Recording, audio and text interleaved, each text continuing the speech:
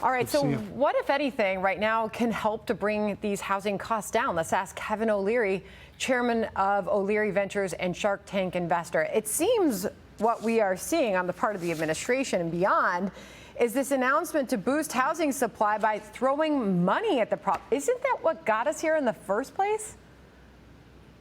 That's not going to work. That's going to cause more inflation. We've been throwing a lot of money at a lot of things. Think of the CHIPS and Science Act and Inflation Reduction Act ended up being very inflationary. That's printing a lot of money. So that idea isn't going to work. So what do you do? So the key to housing is to understand that the cost of owning it really is about interest rates and mortgage rates. And just 2 years ago, they were 3.5%. Now they're 7 to 8%. That's the biggest problem. And housing is one of the pain points in inflation, the other two being energy and food. But the only way to make this work is to increase supply. And the problem, which is kind of unique to our situation now and really causing pain, is if you have a 3.5% mortgage, the average on that mortgage is still another 3.5 to 4 years. So if you have that, you're never going to flip that house to one where it's 7.5%, regardless of what you think about the house. It's too expensive to make that move. And if you did, you'd lose about 25% of the floor space for the equivalent. So we're really stuck in that freeze. It's a really, really unique problem we haven't seen for a long time, if ever, because it's a problem caused by this rate increase in a very, very, very short period of time.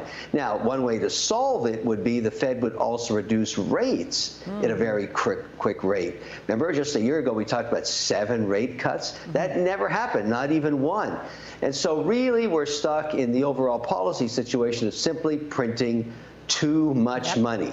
And this is how you pay the price. Now, this is not great for the incumbent in the White House.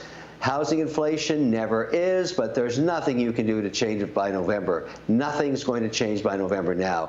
It's in. I mean, that's all you can do. And so hopefully the Fed will cut rates at some point, but I don't see it happening this year. But saving up for that down payment is harder, arguably harder than it has ever been with those high prices. It is tough to sock away money when you're paying 40–50% more for gas prices today than you were 3 years ago, 20–25% more for your grocery bill. All of that is it's just all feeding into this affordability crisis, Kevin. Real quick final thought.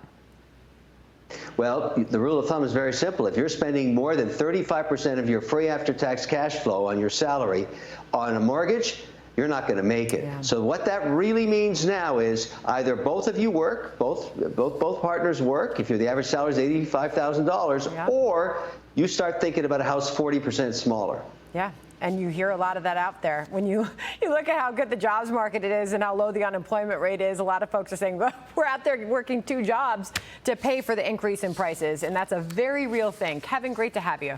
Thank you so much. Take care. Click here to subscribe to the Fox News YouTube page to catch our hottest interviews and most compelling analysis. You won't get it anywhere else.